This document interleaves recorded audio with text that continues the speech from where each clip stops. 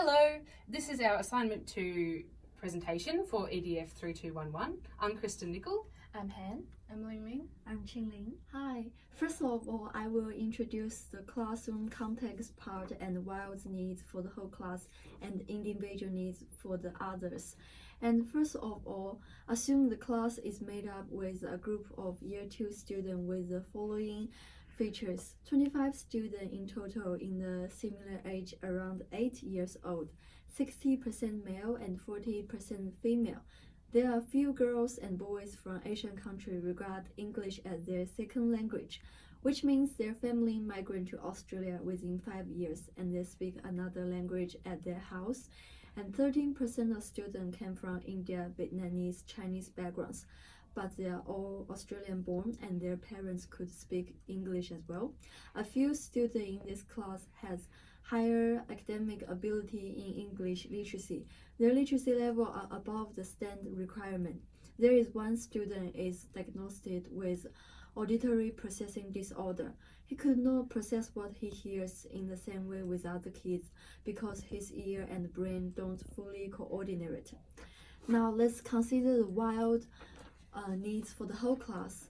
First of all, we need to provide a safe and comfortable environment for all students, ensure equity, choice for all of them. They could choose to work with people they are more familiar and comfortable with, and fully respect and be truly listened, so that they will be confident enough to express their ideas, feelings, and needs. Engaging activities for them to attract them to participate and learn during this lesson, and appropriate assessment tasks to practice what they had learned, and appropriate feedback for all of them instead of judgment. Individual needs for the whole class, for the learning difficulties student or the second language learners, we could provide more choice for them and more chance of effective communication. Make them feel they are respected and have same rights in the classroom, not different or isolated. For example, during the discussion work time, second language speaker could choose whether they want to work with kids are from the same cultural background but Australian born, so they will feel more sense of belonging and practice their English listening and speaking skills at the same time. For the higher level and ability student, opportunities to work with learning area content in more depth or breadth, and also encompass specific aspect of the general capacity learning continua. For example, the higher order cognitive skills of the critical and creative thinking capacity. Okay, so now I'm going to talk about our chosen teaching strategy, which is the assessment for learning. So first, I'm going to define what is assessment. So assessment is the advice and tools for teachers to assess the progress of all learners and support more targeted teaching practice. And the assessment is the ongoing process of gathering, analyzing, and interpreting evidence, reflecting on findings, and making informed and consistent judgment to improve students' learning. So for the assessment for learning, there are 3 origins purpose. The first one is the assessment as learning, and assessment of learning, and the assessment for the learning. So for the assessment for learning, it is the teachers use assessment as an investigative tool to find out as much as they can about what their students know and can do, and what confusions, preconceptions, or gaps they might have. The wide variety of information that teachers collect about students' learning process provides the basis for determining what they need to do next to move students' learning forward. It provides the basis for providing the greatest feedback for students and deciding on groupings, instructional strategy, and resource. And next is about the teacher's role of using assessment for learning. So teachers also use assessment for learning to enhance students' motivations and commitment to learning.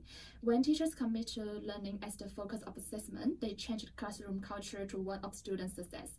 So the teacher's roles in this is they aligning instruction, identify the particular learning needs of students or grouping, leading and updating materials and resource. They can creating differentiate teaching strategy and learning opportunities for helping, and they can provide immediate feedback. And then Next one, because the assessment for learning is to connecting with the formative assessment.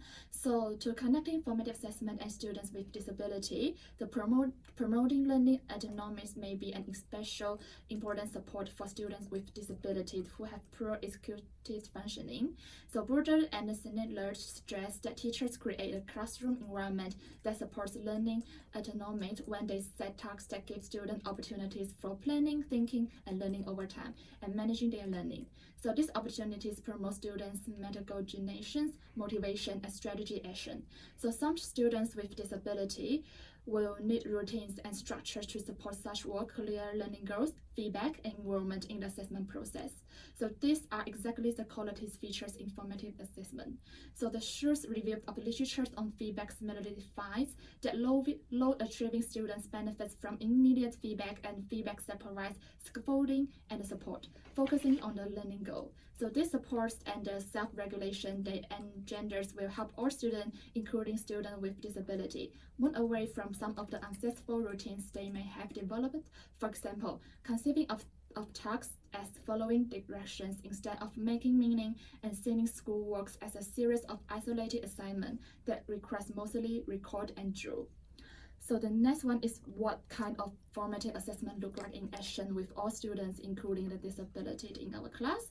So they have the assessment before teaching learning, which is sharing learning targets together, and then have the assessment during teaching, like the teacher feedback, self-assessment, peer assessment, and using techniques for all students to respond. And the next one is assessment following the teaching and learning, which are the exit cards, quiz, and spotlights on the wall chart. And those assessments also can be addressed in our lesson plan. So now I'm going to talk about how does the assessment for learning support students from learning needs, participation, and engagement in their learning. A highly effective classroom environment is both inclusive and diverse. The principle of universal design for learning can help us to achieve this.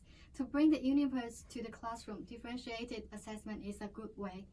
UDL guidelines ask teachers to design lessons and units assessment that accommodate learners with a variety of abilities and a strength. This approach removes or reduces physical, cognitive, and intellectual barriers to learning. This is achieved by creating flexible learning experiences which cater for the needs and abilities for all learners. The UDL framework is an inclusive teaching pedagogy that based on three main principles: engagement, representations, and expression. It enables teachers to plan assessment that address a wide range of needs and strengths of students.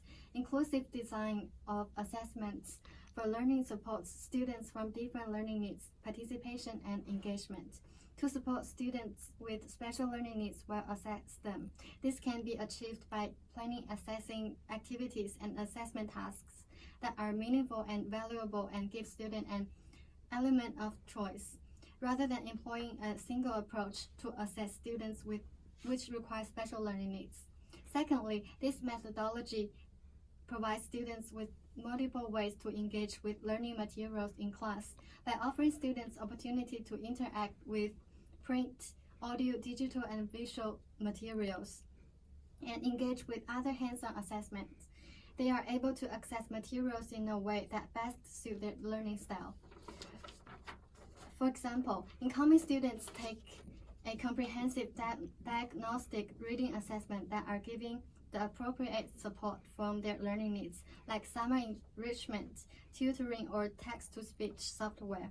Inclusive assessment task, therefore, is delivered with the help of ICT in class to help participate more and better understand and have a better performance for their assessments.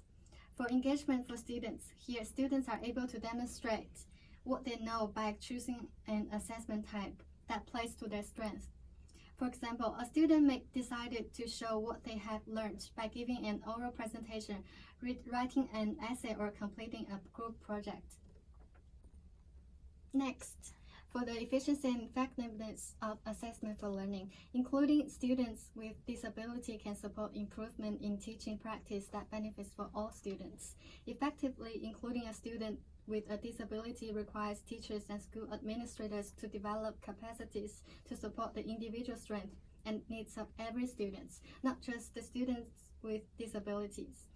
Research evidence suggests that in most cases, being educated alongside in a student with a disability does not lead to adverse effects for disabled students.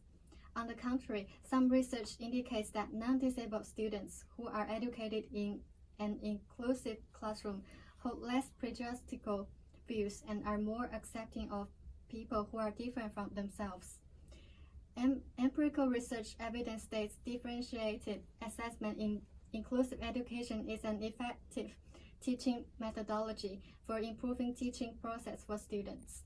To examine the effectiveness, a meta-analysis was conducted on empirical research, containing pre- and post-testing, published in peer-reviewed journals between 2013 to 2016.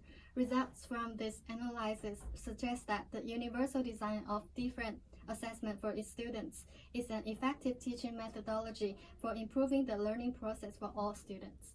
All right, so now I'm going to evaluate our teaching strategy, which is, of course, assessment for learning. When evaluating the effectiveness and inclusivity of an assessment, it is important to consider how the task will be received by students and then work backwards to ensure that the task is as inclusive as it can be. Teachers should ask themselves if they are assessing students' understanding of the curriculum in an accessible way, and if not, what they can do about this. Multimodal assessment tasks may be written and combine this with pictorial and electronic content to present a task to students. I will go into further detail about multimodal assessments and also differentiation in coming slides, and then talk about how these should be applied in the creation of assessment for our 25 students. The differentiated instruction is described by Ormrod as the practice of individualizing instructional methods to align with students' existing knowledge, skills, and needs. In our class context, we need to work to include students with English as a second language, as well as other students with high English skills, and one student with an auditory processing disorder. According to Ashman, there should be a variety of assessments to cater for the differing learning styles, as well as ability. So within our class, as outlined in the context, there are a variety of skills and abilities, and it is vital that every one of these students is included in the process of learning and considered in the creation of an assessment for learning. A spectrum of difficulties should be assessed within a task to help the teacher find out where their students are up to. A spectrum of criteria between easier tasks that all students should be able to do and extension tasks to stretch those with a higher ability. Of our classroom, it would be important to make the lowest level of these questions achievable to those new to speaking and reading English, and the highest higher than you expect the top students to be. This approach will also help to collect evidence of progress and growth throughout the school year. It is important to gauge where students are performing, as from there a teacher can work to develop further skills and fill any gaps in their knowledge. A variety of modes should also be incorporated into the assessment of this wide range of class, as students have different learning styles as well as capabilities. With the range of language abilities in this classroom, some students are coming into contact with English as a new language, while others have quickly advancing skills. It is quite normal for students to be engaging with verbal instruction at a different level to written instruction, but especially so in new ESL students and our student with an auditory processing disorder. At Year 2 level, clear written instruction should be augmented by pictorial support and auditory support when appropriate. This ensures that visual, linguistic, and auditory learners are supported as described in Howard Gardner's Multiple Intelligences. Multiple exposures to key ideas in different contexts and formats can best prepare students for the assessment of the culmination of their knowledge in a unit or topic. In this classroom, an assessment might combine gestural, verbal, written, pictorial, and/or electronic instruction to assist students of all abilities in the understanding of what is to be expected of them during an assessment. An example of a multimodal activity that can be found within our own lesson plan could be adapted into an assessment task. So here, students read the words in the column on the left and then define it and associate it with a picture here on the right. So for students with high English skills already, they might be further developing their spelling and reading skills through the comprehension of this definition. For the student with an auditory processing disorder, and for those who are struggling with English, a teacher would be pointing at the picture on a large model and connecting the word as stated out loud to a written version and a picture of this, thus connecting the two in their head. The students all have a chance to improve their vocabulary and skills in comprehension regardless of previous knowledge or ability. Activities like this serve to support students in as many ways as possible, and when adapted to an assessment piece, demonstrate sensitivity to the students that are struggling with language as well as those that are doing well. This differentiation serves to support students of any gender, religion, cultural background, sexual orientation, and socioeconomic status because of how standardised and equal the students are treated throughout the assessment process. So I'll just run you through our references. Here they are. This is the end of our presentation. Thank you very much for watching.